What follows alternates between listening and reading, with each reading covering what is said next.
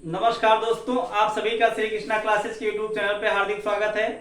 आज हम आप लोग के बीच में पुनः एक बार फिर से विज्ञान की प्रश्नोत्तरी को लेकर उपस्थित हुए हैं, जो कि इसकी श्रृंखला चल रही है। आप अगर नए हैं तो आप जाके उसमें एक आपका जो है बन गया है, ग्रुप बना है, उसमें सभी जितने भी वीडियो विज्ञान के हैं सब मिल जाएंगे आपको। ठीक, और अगर वीडियो पसंद आए तो लाइक और शेयर जरूर करिएगा, क्योंकि आप लोग लाइक नहीं करते हैं। वीडियो देखने के बाद कम से कम मेरे मोटिवेशन के लिए, इस संस्था के मोटिवेशन के लिए एक बार आप लोग लाइक और शेयर जरूर कर दिया करिए। ठीक है, चलिए शुरू करते हैं। पहला प्रश्न देखते हैं। पहला प्रश्न है, बिजली का प्रवाह सर्किट में कब होता है? बहुत ही महत्वपूर्ण क्वेश्चन है। इसको समझने में लोग भूल कर देते हैं, गलती कर देते हैं। बिजली का प्रवाह सर्किट में कब होता है? इसका पहला आंसर है, पहला ऑप्शन है, इनमें कोई वोल्टेज नहीं होता। ये तो गलत बात है भाई, वोल्टेज के बिना कहां धारा का प्रवाह होगा। दूसरा है, स्विच बंद या चालू होने पर। स्विच का यहां मतलब है परिपथ। स्विच का मतलब है परिपथ, इसको जानते रहिएगा, यही गलती करेंगे। स्विच ये वाला नहीं कि ऑन ऑफ कर दिया जाए। स्विच का मतलब परिपथ के बंद या चालू होने पर।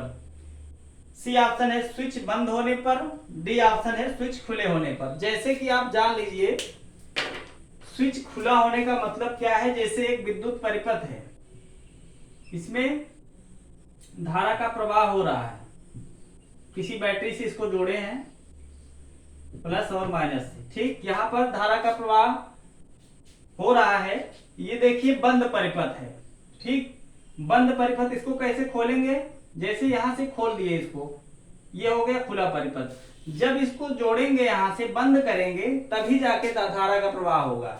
ठीक, तो इसका क्या जवाब हो जाएगा? स्विच के बंद होने पर धारा का प्रवाह सर्किट में होता है।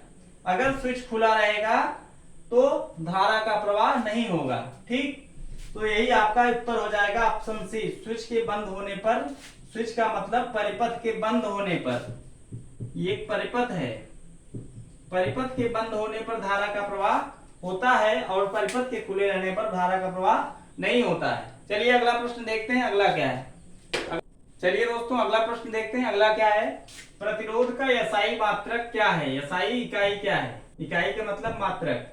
ठीक, तो इसका पहला ऑप्शन है एम्पियर, दूसरा है वोल्ट, तीसरा है ओम, चौथा है फैराडे। तो आप लोग जानते हैं एम्पियर किसका मात्रक है? विद्युत धारा का। आवेश की प्रवाह की दर को क्या बोलते हैं? विद्युत धारा बोलते हैं। विद्युत धारा का मात्रक है एम्पियर। वोल्ट जो है, वोल्ट किसका मात्रक है? वोल्ट आपका विद्युत विभवांतर का, विद्युत विभवांतर का मात्रक है। और ओम किसका मात्रक है? ओम प्रतिरोध का मात्रक है। जिसको कैसे प्रदर्शित करते हैं? ओम को ऐसे प्रदर्शित करते हैं। ओम जो है प्रतिरोध का एसआई मात्रक है। फैराडे किसका है? विद्युत धारिता का, विद्युत धारिता का एसआई मात्रक है फैराडे। जब जो है V बराबर I इंटू आर, जब जो है I या R का मान 1 होगा तो कितना 1 वोल्ट की धारा प्रवाहित होगी। I का मतलब क्या है?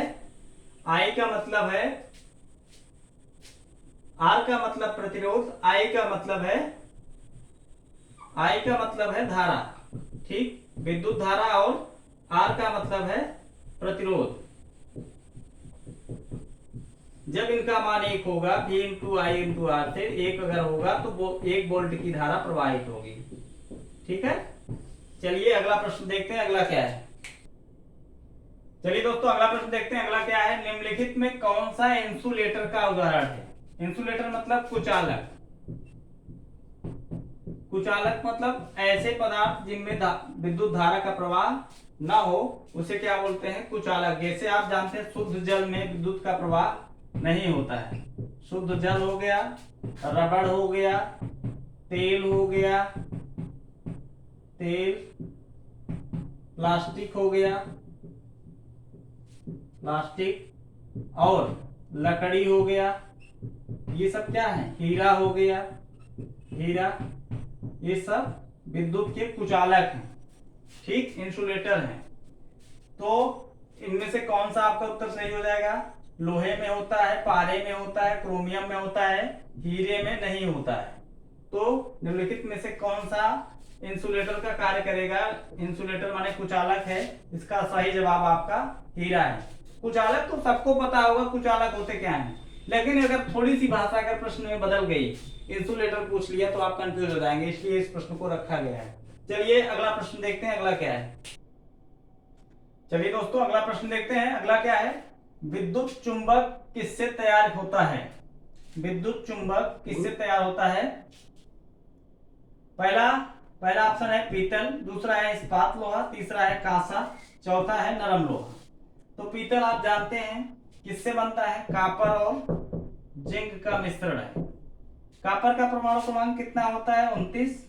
और जेडेन जिंक को हम क्या बोलते हैं? जस्ता बोलते हैं, जिंक को जस्ता बोलते हैं हिंदी। इसका परमाणु क्रमांक होता है 30। कॉपर और जिंक के मिश्रण से बनता है पीतल। इस्पात लोहा हम जैसे जानते हैं ध्वनि की चाल सर्वाधिक किसमें होती है?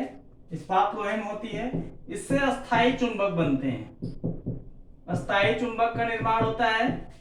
कांसा जो है, कांसा किससे किससे मिलकर बना होता है?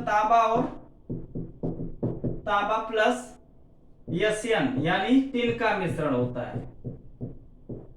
तांबा और टिन का मिश्रण से बनता है कांसा, जिसको ब्रांज बोलते हैं।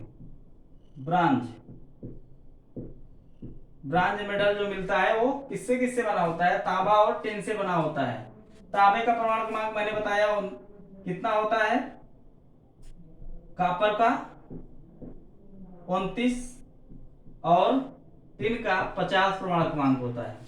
नरम लोहे से क्या बनता है? विद्युत चुंबक बनता है। इसका सही जवाब है ऑप्शन डी।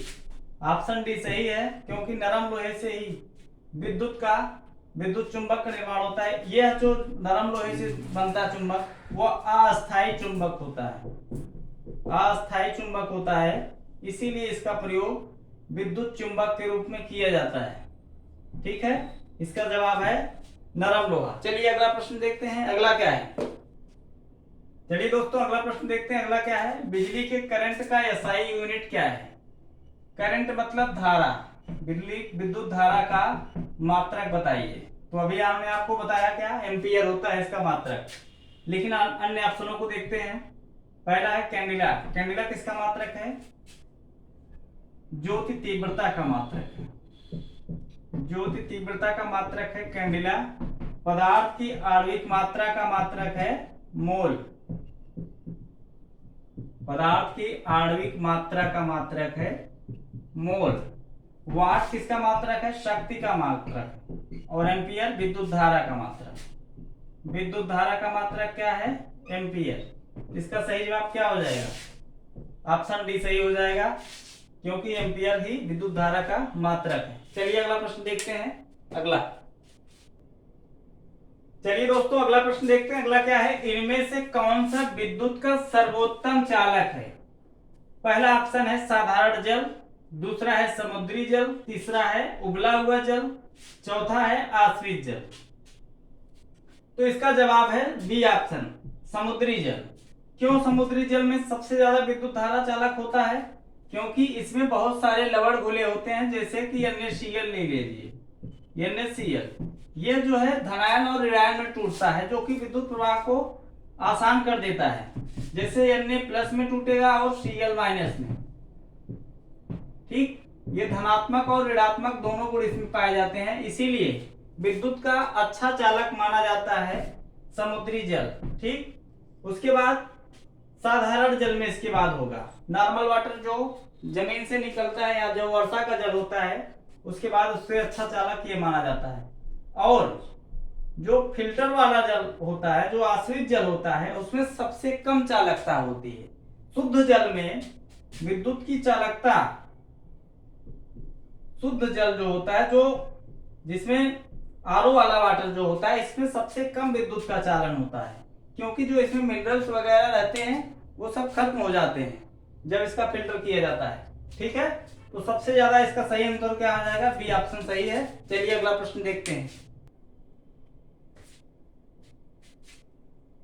अगला प्रश्न देखते हैं। अगला क्या है? लाल गुलाब को जब नीले फिल्टर से देखा जाता है तो यह दिखाई पड़ता है।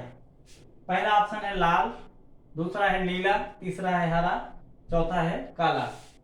देखिए इसमें बात ऐसी होती है, यदि कोई वस्तु किसी रंग को अवशोषित कर लेती है तो वह काला दिखाई देता है। आप जानते हैं लाल, नीला, हरा तीनों प्राथमिक रंग हैं। प्राथमिक रंग हैं तीनों। अगर इनके द्वारा लाल, हरा, नीला, अगर इनके फिल्टर को, जैसे किस नीले फिल्टर की बात कर रहा है, क्योंकि ये तीनों प्राथमिक रंग है, अगर इससे लाल, जैसे नीले फिल्टर से लाल देखोगे या नीले फिल्टर से हरा देखोगे तो ये जो है अवशोषित कर लेंगे, क्योंकि ये तीनों प्राथमिक रंग हैं। तो वस्तु क्या कैसी दिखाई देगी? वह काली दिखाई देगी, वह काली दिखाई देगी। ठीक, प्राथमिक रंग का मतलब है कि अगर इन तीनों रंगों का मिक्सचर किया जाए तो अलग अलग रंग पाए जाते हैं, यानी ये तीनों रंग जो है सभी रंगों की जननी है। एक प्रकार से इन्हीं रंगों को मिलाकर अन्य रंग बनाया जाता है। ठीक, तो अगर हम जब नीले फिल्टर से लाल गुलाब को देखते हैं तो नीला फिल्टर लाल को अवशोषित कर लेता है, जिसके कारण हमको काला दिखाई देता है। गुलाब कैसा दिखाई देगा?